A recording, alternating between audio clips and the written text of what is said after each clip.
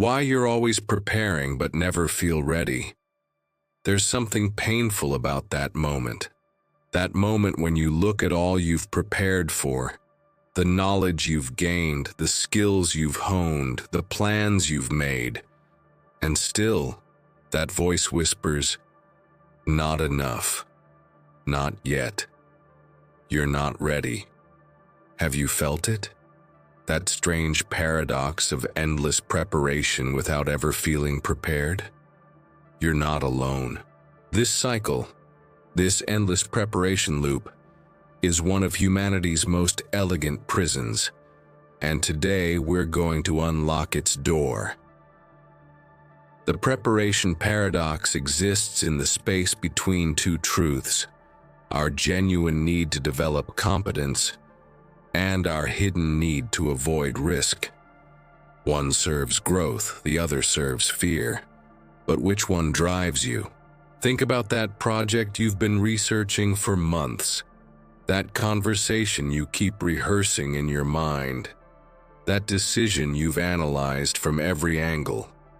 What if I told you that for many of us, preparation has become a sophisticated form of avoidance? A beautiful, productive-looking substitute for action. Because preparation feels like progress. It feels responsible.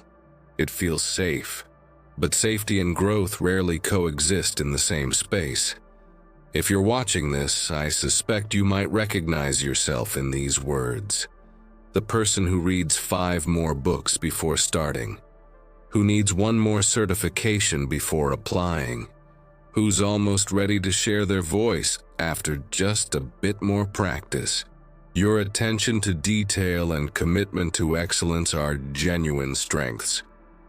But they may have become the very chains holding you back. Let's pause here.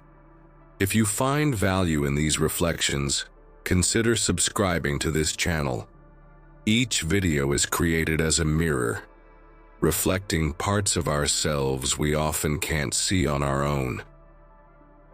The pattern of perpetual preparation often begins innocently enough, with a genuine desire for competence. But beneath that conscious desire often lies a deeper unconscious fear. Fear of failure, fear of judgment, fear of discovering you aren't who you thought you were. These fears are heavy to carry. I know because I've carried them too. But here's what I've learned about this cycle. The problem isn't preparation itself. It's the illusion that perfect preparation leads to perfect readiness.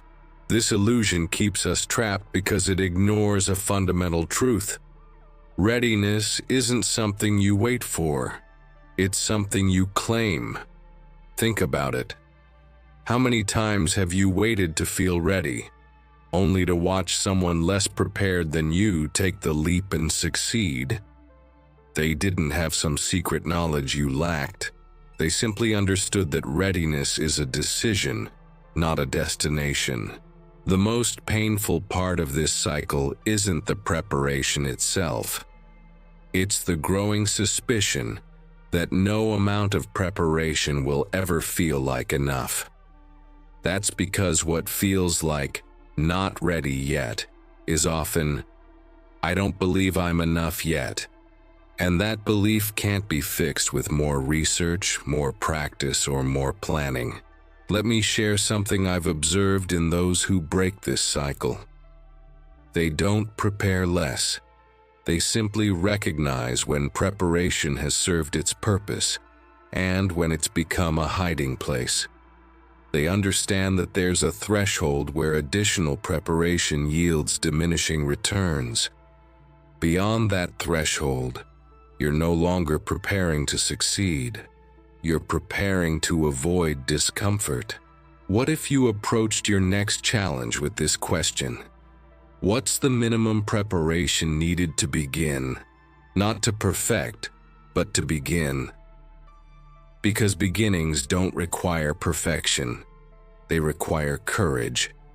And courage isn't the absence of fear. It's the decision that something else is more important than fear. If you're resonating with this message, if you feel seen in these words, this channel offers more reflections like this one. Subscribe to journey further into understanding the patterns that shape your life. Let me offer you something that helped me when I was caught in this cycle. The 70% rule. When you're about 70% prepared, when you have a good foundation but still feel uncertain, that's often the optimal moment to begin. That remaining 30% can only be learned through experience, through the messy process of doing, rather than planning to do. This isn't about lowering your standards. It's about recognizing that excellence is iterative, not immediate. Consider the areas of your life where you've been perpetually preparing. That creative project collecting dust, that business idea you keep researching, that relationship you're waiting to be ready for. What if readiness isn't what you've imagined it to be? What if readiness isn't a feeling of certainty, but a willingness to coexist with uncertainty? Think of someone you admire who has accomplished something meaningful. Did they feel completely ready when they began? Almost certainly not. They simply decided that starting imperfectly was better than waiting perfectly. The truth is, we prepare excessively not because we're inadequate, but because we care deeply. We want to honor our dreams by being fully equipped to achieve them. But sometimes, the greatest honor we can give our dreams is to begin them, messy, imperfect, and scared as we might be. Because here's what happens when you start before you feel ready. You discover strengths you didn't know you had. Resources appear that weren't visible from where you stood.